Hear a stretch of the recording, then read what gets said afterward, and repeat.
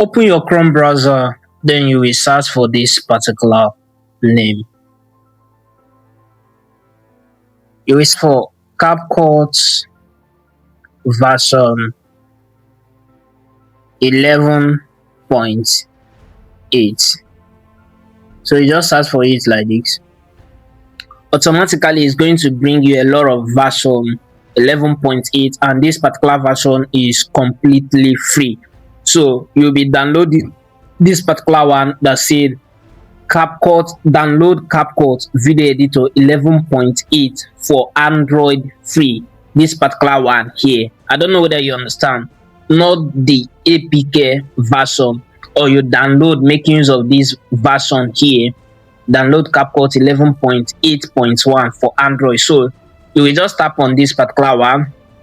When you tap on it, before I show you how to download it and how to install it so that you can make use of it, if you are coming across our channel for the first time, kindly hit the subscription button and share this video to as many that are just starting now but they don't have money for CapCut subscription. So share this video to them and drop your comment on what you want us to upload about CapCut again. So once you are done doing this, kindly hit on this download button here that says 161.6K.